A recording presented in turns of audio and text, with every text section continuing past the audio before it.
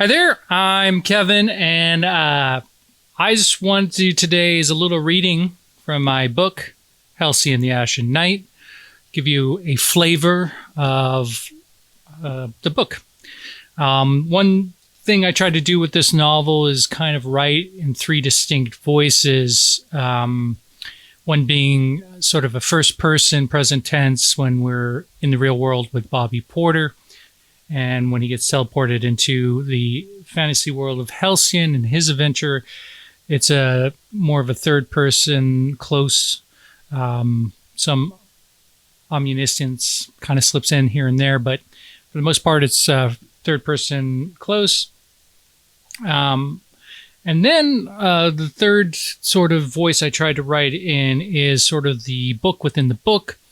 So the book that his father, Bobby's father, was writing before he passed and never quite finished, that Bobby gets pulled into.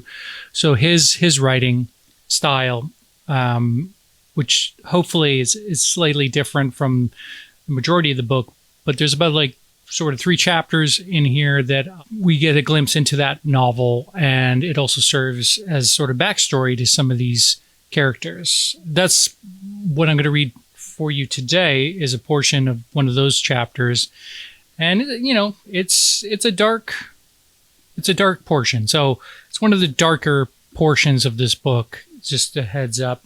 But yeah, so it's gonna be from chapter 22 here. It's gonna be from chapter 22, and I even tried to kind of create a slightly different visual style for that. And I think Finn here, my little girl who's loving this novel, by the way, is going to maybe sit in to listen to my beautiful reading voice with us. All right. Well, maybe she'll stick around. We'll see. All right. But before we begin, I do need to have a little sip of my coffee. Oh, yeah. That's some good brouhaha. All right. So we're going to start with chapter 22, which is a book within the book. So that book title is The Traveler's Guide to Helcyon, Sights, Histories, Tips on How to Defeat the Ashen Knight. And the chapter in that book is chapter 9, The Tiger Knight. During the 300-year war between Ireland and Moreland, the Tiger Knight was known by another name, a name bestowed upon him by his parents at birth. That name has since been expunged from the records of royal houses of Helcyon, or more accurately, scratched out and overwritten with a single word, tiger, in crudely etched letters. Considering there are over 100 tigers in Helcyon, this particular tiger will henceforth be referred to as the Tiger Knight.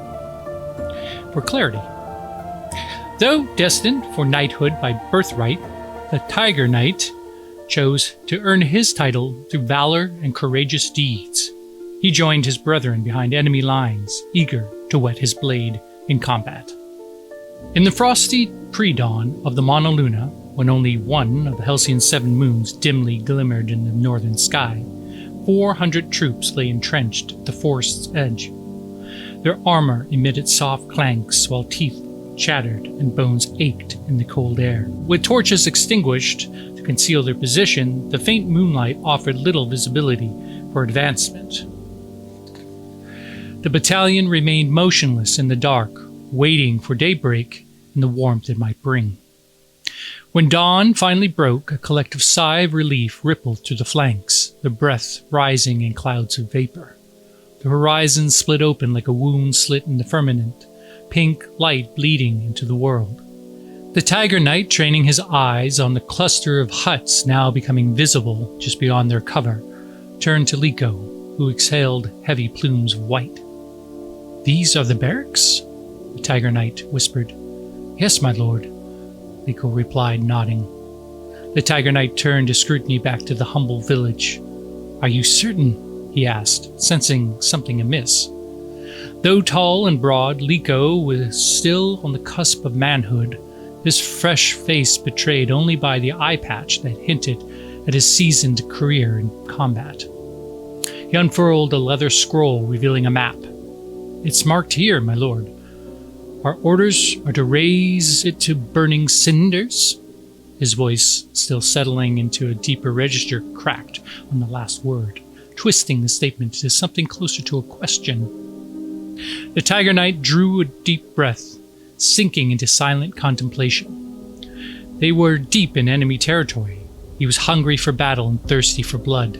3 months into his first real campaign, and so far it had yielded nothing more than fleeting skirmishes, most over and done with before he could draw his sword. This was his moment he'd been waiting for, his glory, his chance to cut down the evil enemy that threatened his homeland. And yet, a voice within him urged him to turn back, to ride home to his loving wife and newborn son, whom he'd kissed once hastily on the soft spot atop the child's head before galloping off to war. He envisioned their faces floating in the dim light before him, lit by the soft, flickering glow of the hearth in their home, eyes bright with love.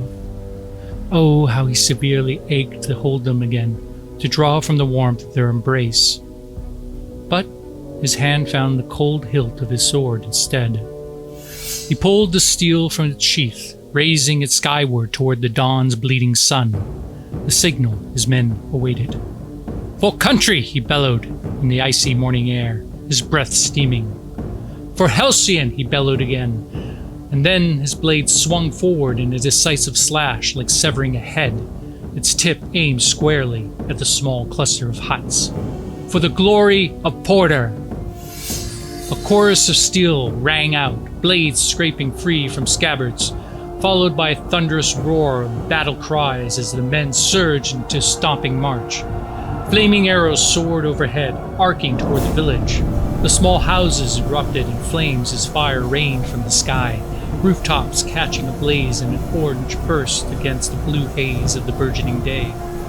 Then came the screams, high, panicked, echoing through the frigid air in shrill, tumultuous waves.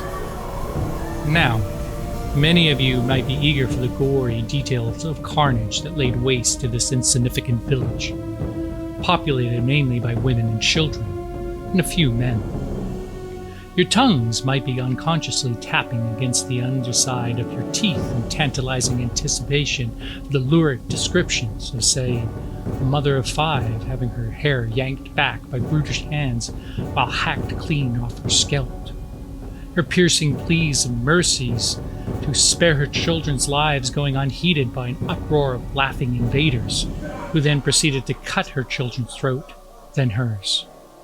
Or perhaps you want depicted all the delicate sounds and smells of a boy, barely a man, still addled with the mind of a child, defecating his trousers as he's eviscerated, his steaming guts spilling forth over his trembling hands. Or yet there may be interest in regaling the pain and suffering of villagers who scampered in crisp circles of flame as screaming human torches while mocked by their attackers. Or perhaps we should abstract this ghastly affair by distilling it to just the broad numbers. From a population of 125 women, 20 men, and 55 children, not counting but including pets and livestock, 0 survived. And out of 400 well-trained, war-impassioned men, 0 casualties. All in all, a bloody success. Once the gruesome sounds of metal-cleaving civilian flesh faded into silence, it was only the sizzle of the dying fires and the slosh of boots tramping through the blood-soaked grounds. At the center of it all, the Tiger Knight stood, shaking uncontrollably. He stilled and steeled himself only by retreating into a cold calculus, reducing the slaughter to a victory in numbers alone, forcing the grisly minutiae of war to the furthest recesses of his mind.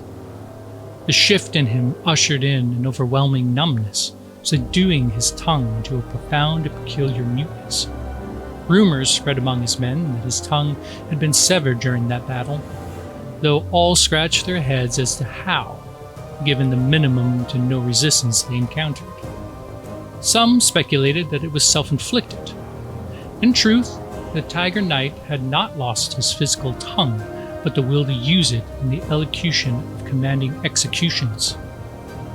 Now aphasic, his strategies were plotted and proxied through Liko via grunts and parchment. Under his tacit leadership, his battalion continued slicing triumphantly through the countryside in an onslaught of equally ruthless battles. The Tiger Knight's naive eagerness for warfare, now long disabused, was replaced with nausea and repulsion, propelled onward only by his sense of duty to country and king. He framed the entire endeavor as a statistical game, perfecting and accumulating a score that made their campaign the most successful of the whole war. And we'll end there. So that's just... Oh, hi, Fed. She loved it. So we'll end there, and I will read more from the book, and hopefully you'll enjoy it and get a sense of what it's about. And like I said, this was kind of one style of writing that's in the novel. So yeah, thanks for sticking around and listening to me read this, and hopefully you enjoyed it. And I'll see you on the next video. Take care.